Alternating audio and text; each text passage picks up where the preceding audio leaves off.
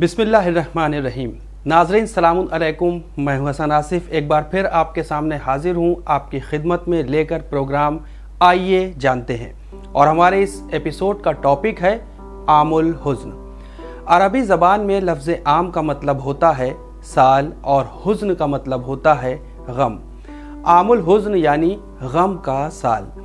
बेसत के 10वें साल मोहसिन इस्लाम हज़रत अबू तालिब अलैहिस्सलाम की वफ़ात हुई और आपकी वफ़ात के बाद पैगंबर अकरम सल्लल्लाहु अलैहि वसल्लम अपने इस मजबूत, वफ़ादार और बाअज़मत हामी से महरूम हो गए, जो आप सल्लल्लाहु अलैहि वसल्लम के, आपके दीन के और आपके मिशन के मुहाफ़िज़ थे।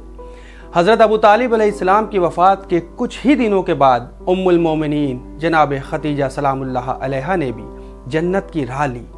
वो मर्तबे के लिहाज से पैगंबर अकरम की अज़वाज में सबसे अफजल थी और अखलाक़ी बर्ताव और सीरत के हवाले से सबसे ज़्यादा बाकमाल थी। किसी भी तहरीक को कामयाब बनाने के लिए दो चीज़ें बहुत अहम होती हैं, एक मैन पावर और दूसरा बजट। इस्लामी तहरीक को कामयाब बनाने के लिए हज़रत अबू तालिब अलैहिस्सलाम ने पैगंबर अकरम सल्लल्लाहु अलैहि वसल्लम को मैन पावर दिया और जनाब खदीजतुल कुबरा सलामुल्लाह अलैहा ने बजट दिया।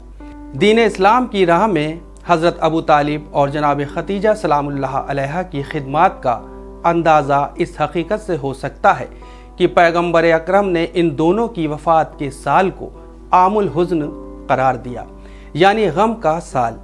आपने इन दोनों से जुदा होने को पूरी उम्मत के लिए मुसीबत और सानिहा करार दिया है। चुनांचे आपने फरमाया कि इस उम्मत पर दो मुसीबतें बाहम टूट पड़ीं और मैं फैसला नहीं कर सकता इनमें से कौन सी मुसीबत मेरे लिए दूसरी मुसीबत के मुकाबले में ज़्यादा सख्त थी।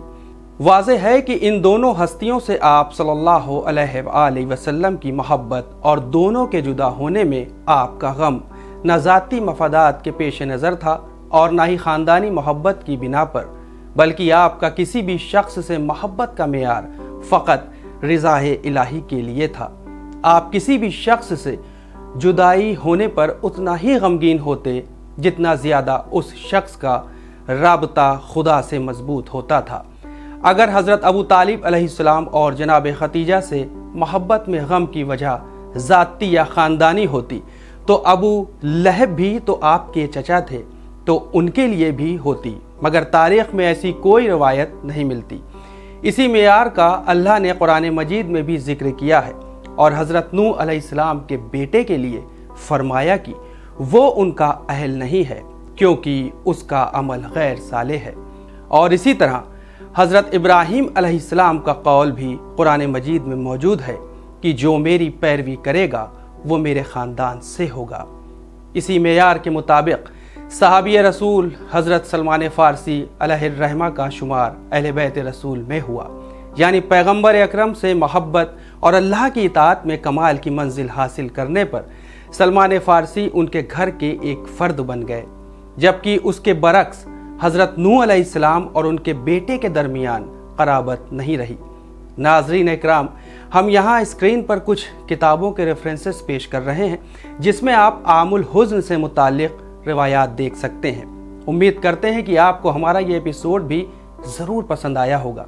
अपनी कीमती राय हमें winislam@gmail.com पर ज़रूर भेजें। इंशाअल्लाह हम फिर हाजिर होंगे एक और नए मौजू के साथ। तब तक के लिए देखते रहिए हमारा ये स्पेशल प्रोग्राम आइए जानते हैं। शुक्रिया, खुदा हाफ़िज़।